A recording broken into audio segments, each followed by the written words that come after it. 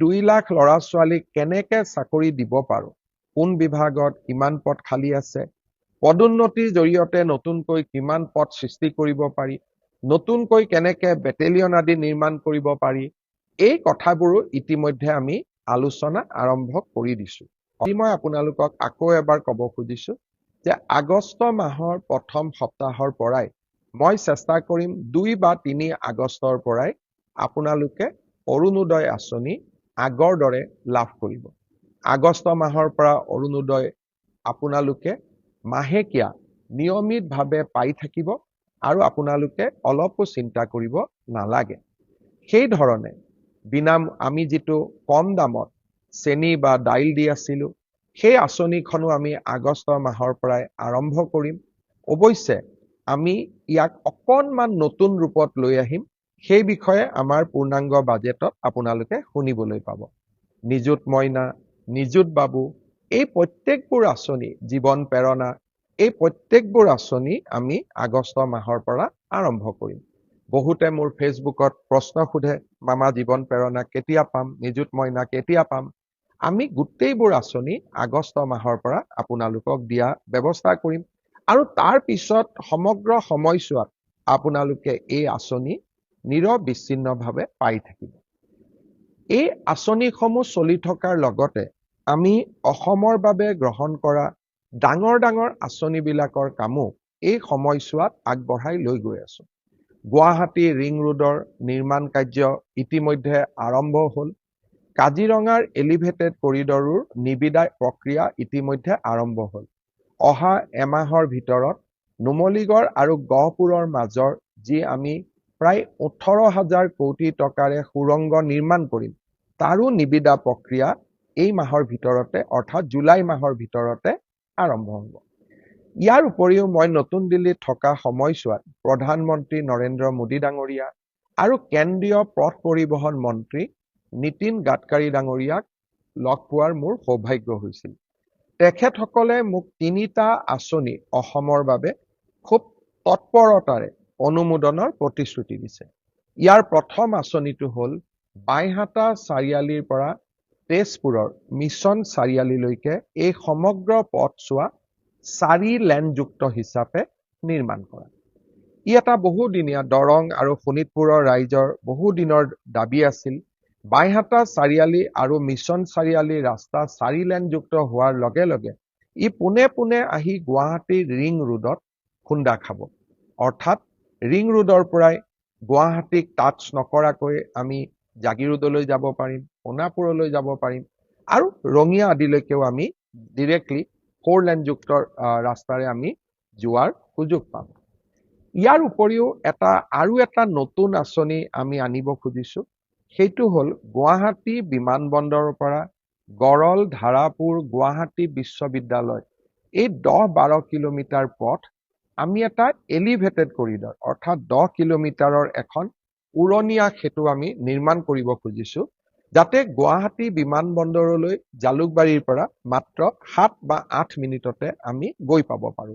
এই আঁচনিখনো অহা কিছু মাহৰ ভিতৰতে অনুমোদন হ'ব বুলি ভাৰত চৰকাৰে আমাক অৱগত কৰিছে।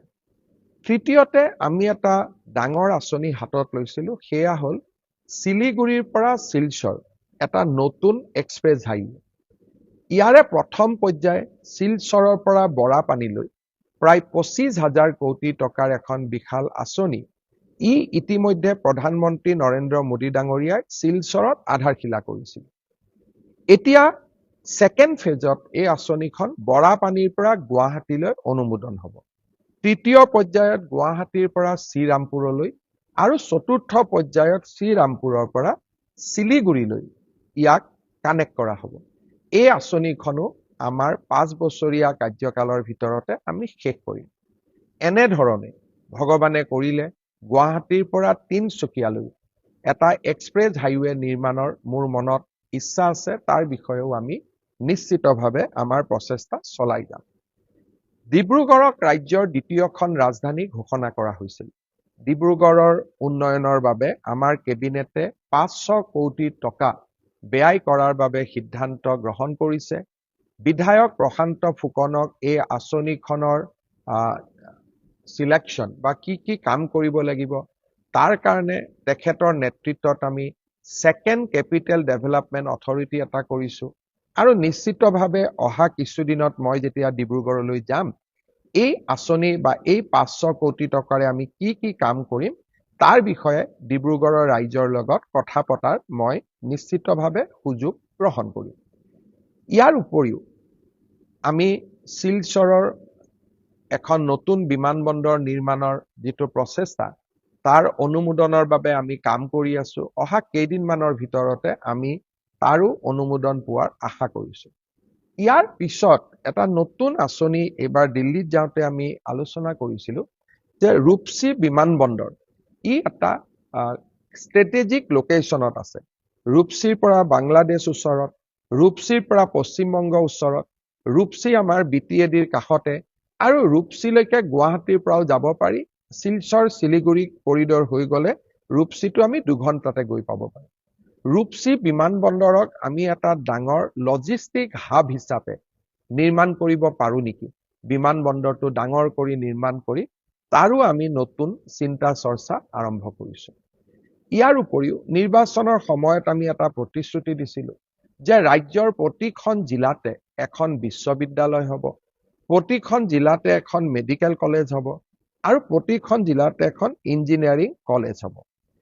এই প্ৰচেষ্টাৰ অংশ হিচাপে হাইলাকান্দি, হোজাই, বজালি আৰু গোৱালপাৰাত নতুনকৈ 4খন মেডিকেল কলেজৰ নিৰ্মাণৰ প্ৰচেষ্টাও ইতিমধ্যে আমি বিভিন্ন পৰ্যায়ত আৰম্ভ কৰিছো। সন্মানীয় ৰাইজ, অনাগত 5টা বছৰত মই মাত্ৰ কেইটামান সৰুকৈ মোৰ মনত পৰা আঁচনিৰ কথা কলো। অনাগত 5টা বছৰত অসমখনক সজাই পৰাই এখন সৰ্বাংগ সুন্দৰ ৰাজ্যলৈ ৰূপান্তৰ কৰাৰ প্ৰচেষ্টা মই অব্যাহত ৰাখিম। বহুদিনে বন্ধ হৈ থকা কামাখ্যা কৰিডৰ নিৰ্মাণৰ কামো ইতিমধ্যে আৰম্ভ হ'ল। শ্ৰদ্ধাৰ ৰাইজ, বিগত নিৰ্বাচনত মই প্ৰতিশ্ৰুতি দিছিলো যে আমাৰ ৰাজ্যৰ যুৱক যুৱতীক আমি 2 লাখ চৰকাৰী চাকৰিৰ সুবিধা দিম। যোৱাবাৰ আমি 1 লাখ চাকৰিৰ সুবিধা দিয়াৰ কথা কৈছিলো। 1,60,000 যুৱক যুৱতীক আমি চৰকাৰী চাকৰি দিব পাৰিলো। এইবাৰো আমি 2 লাখ ল'ৰা ছোৱালীক কেনেকে চাকৰি দিব পাৰো, কোন বিভাগত কিমান পদ খালী আছে, পদোন্নতিৰ জৰিয়তে নতুনকৈ কিমান পদ সৃষ্টি কৰিব পাৰি, নতুনকৈ কেনেকে বেটেলিয়ন আদি নিৰ্মাণ কৰিব পাৰি, এই কথাবোৰো ইতিমধ্যে আমি আলোচনা আৰম্ভ কৰি দিছো। অৰ্থাৎ নিৰ্বাচনৰ সময়ত দিয়া প্ৰতিশ্ৰুতিবোৰ কেৱল মাত্ৰ নিৰ্বাচনী প্ৰতিশ্ৰুতি নহয়, ই আমাৰ উন্নয়নৰ মন্ত্ৰ, অসমক বিকাশৰ পথলৈ আগুৱাই লৈ যোৱাৰ এক আমাৰ বাবে পবিত্ৰ দায়িত্ব আৰু কৰ্তব্য। তাক আমি সদায় স্বীকাৰ কৰো আৰু অসমৰ ৰাইজৰ বাবে আমি এনেকৈ নিৰলস আমি কাম কৰি গৈ থাকিম। অসমৰ সংস্কৃতি, অসমৰ পৰিচয়, এই গোটেইবোৰ আমাৰ বাবে ৰাজনৈতিক শ্লোগান নহয়। অসমৰ আইডেন্টিটি, অসমৰ স্বাভিমান, অসমৰ সংস্কৃতি, অসমৰ ভূমিৰ ৰক্ষণাবেক্ষণ, আমাৰ এই গোটেই সিদ্ধান্ত বা গোটেই আদৰ্শসমূহ ৰাজনীতি বা ইলেকশ্যনৰ সময়ত কোৱা আদৰ্শ নহয়, ই আমাৰ এক কৰ্মযজ্ঞ। অনাগত দিনসমূহত অসমবাসী আৰু অসমীয়াৰ বাবে আমি নিৰন্তৰ কাম কৰি যাম, তাত আমি কেতিয়াও পিছ হুহুকি নাহো। শ্ৰদ্ধাৰ ৰাইজ, অহা 1, 2, 3 জুলাই এই 3টা দিন অসমৰ কাৰণে হয়তো এক গুৰুত্বপূৰ্ণ দিন হ'বগৈ পাৰে। প্ৰধানমন্ত্ৰী নৰেন্দ্ৰ মোদী ডাঙৰীয়াৰ প্ৰচেষ্টাত এই 3টা দিনত হয়তো আমি এগৰাকী অতিকে শক্তিশালী গুৰুত্বপূৰ্ণ বিদেশী আলহীক আদৰিবৰ বাবে সুযোগ পাম।